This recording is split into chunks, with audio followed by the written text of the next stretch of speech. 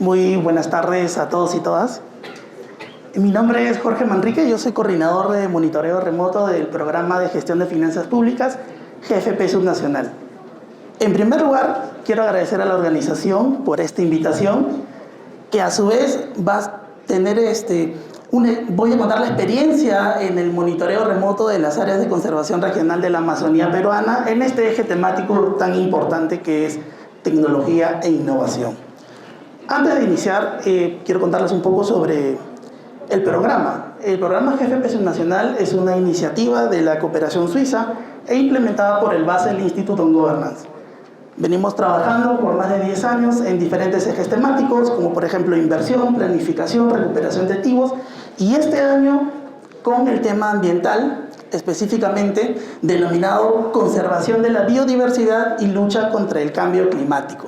En este componente nosotros ayudamos y trabajamos en conjunto con 3 gobiernos regionales, los cuales son el Gobierno Regional San Martín, Loreto y Cusco, para poder conservar 9 ACRs en 2 temáticas importantes: vigilancia participativa y monitoreo remoto. Este último punto va a ser el foco de la presentación. Hablamos de 9 ACRs. En el mapa podemos ver el detalle de estas 9. Empezando por la región San Martín, con el ACR Cordillera Escalera y Bosque de Sutemichoyo. Luego en la región Loreto, con las 4 ACRs implementadas: Alto Nanay, Maijuna Quichua, Ampillaco Apayacu, Comunal Tamsiaco Tahuayo. Y finalmente en la región Cusco, con 3 ACRs, Chuya Pirusaiwa, Choquequirao y Queros Conipata. Solo con un dato, estas 9 ACRs tienen un alcance del 70% del total de ACRs a nivel nacional, toda vez que son las más extensas, especialmente las de Loreto. Y esta cobertura representa también el 4% de la Amazonía peruana. Es decir, si nosotros conservamos estas 9 ACRs de manera eficiente, eficaz, estaríamos contribuyendo a poder contribuir con la Amazonía peruana. En ese sentido, nosotros empezamos a planificar cómo va a ser la intervención del monitoreo remoto, y que tenemos que tener en claro que este monitoreo permite detectar y actuar de forma oportuna ante amenazas antrópicas. Nos sentamos a poder identificar cuáles son las situaciones identificadas, las problemáticas, e identificamos 3. La primera es que existen alertas geoespaciales con poca precisión local, es decir, se generan alertas con una escala muy grande, pero no existen alertas identificadas para el ACR como tal. Segundo, hay una necesidad de poder priorizar las zonas críticas de las ACR. Nosotros, con la experiencia de las jefaturas, se vienen identificando la deforestación en ciertos puntos, pero digamos con el apoyo satelital se puede perfeccionar esta identificación como tal. Y finalmente, identificamos que existe la necesidad de poder generar un protocolo regional de monitoreo remoto que te permita cómo actuar e intervenir ante una alerta como tal. Ante ello, los resultados que nosotros esperamos es tener una alerta con precisión para las ACRs y su zona de influencia, así como promover la actualización de zonas críticas. Y un tercer punto, que es lograr implementar estos protocolos regionales de monitoreo remoto.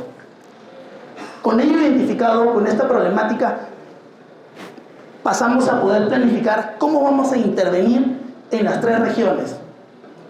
En primer lugar, tenemos la meta general, que es implementar un sistema de alertas tempranas de deforestación. Pero la palabra sistema conlleva varios términos: asistencia técnica, software, hardware, conocimientos, entre otros. En ese sentido, iniciamos el año suscribiendo planes de acción regional con los gobiernos regionales para poder determinar las metas y actividades que vamos a tener que realizar de manera conjunta durante el año. Posterior a ello, se le brindó la asistencia técnica al personal especialista, guardaparques o colaboradores de la jefatura para poder fortalecer el tema del monitoreo remoto y cómo esto impacta en los estados de conservación finalmente que las jefaturas presentan. Ante ello, es importante mencionar que durante el primer trimestre empezamos con charlas técnicas algunos cursos dirigidos a los especialistas nuevamente, pero también fue importante la capacitación dirigida hacia las comunidades que están en la zona de influencia de las 9 ACR ya mencionadas.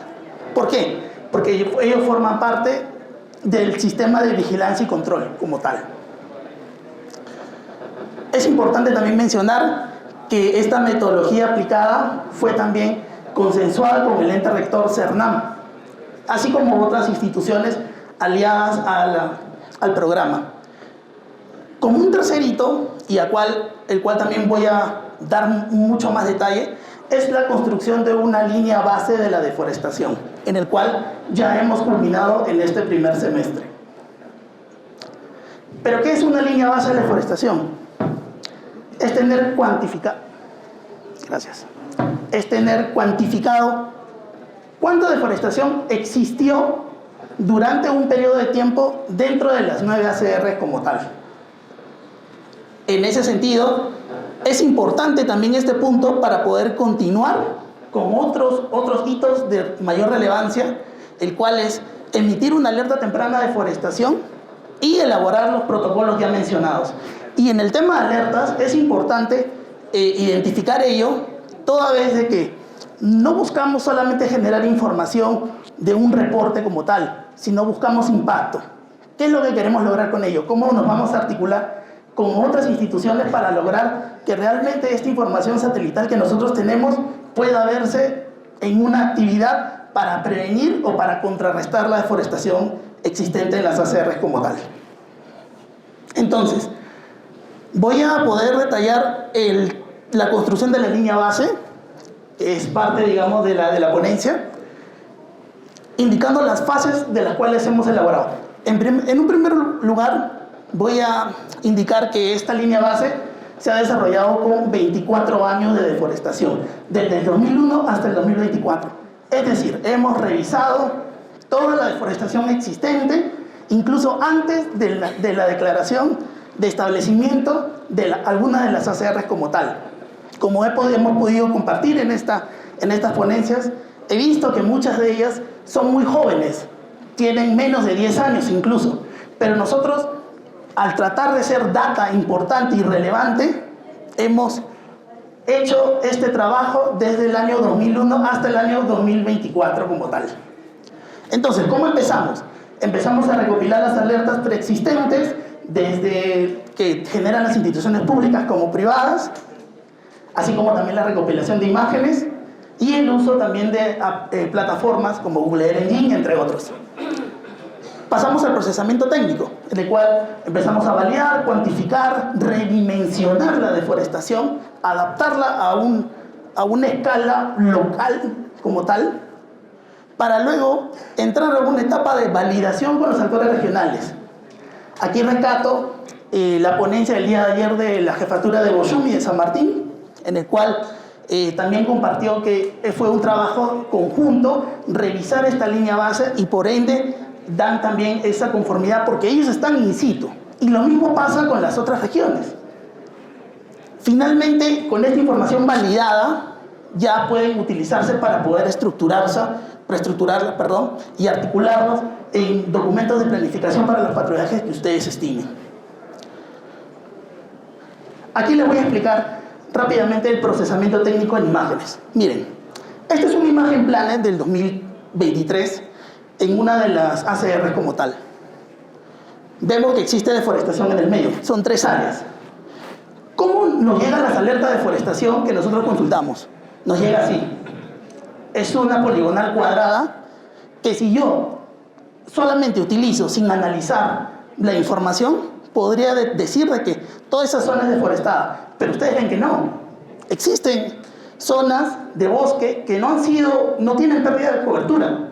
Entonces ahí también vemos que hay que tener mucho cuidado con el tema de las alertas que recibimos, ¿no? Estas alertas son propiamente, como el nombre dice, alertar, pero tiene que haber un trabajo para poder cuantificar, ¿sí?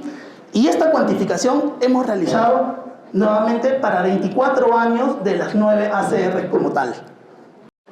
Pero, ¿ahí nos quedamos? La respuesta es no. Seguimos avanzando. Y este avance significó que cada cuadrante ya redimensionado pueda ser clasificado por un tema de cuál ha sido la causal de la pérdida de la cobertura. Es decir, estas tres poligonales, actualmente la base de datos te indica cuánto fue deforestado, pero también te indica por qué fue deforestado. Y aquí les muestro imágenes reales que hemos encontrado dentro de las ACRs. No son imágenes que hemos sacado de algún manual o una guía. En un primer momento, por ejemplo, ese es un patrón de deforestación cuando la causal es de transporte, cuando se aperturan trochas. La segunda pertenece a agricultura, poco poligonales más visibles, así como eventos climáticos que ya está relacionado a una pérdida natural como tal. Minería, incendios, entre otros. Entonces hemos utilizado información de diversas fuentes, de diversos satélites, especialmente los que tienen alta y mediana resolución, para poder darle esa precisión al trabajo. Mencionado ello, solamente hay que hablar de estadísticas encontradas.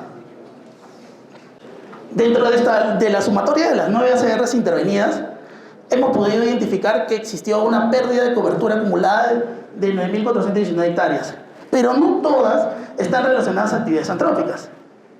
Existe una pérdida natural, digamos, por el tema de la geografía de la ACR como tal, ¿no?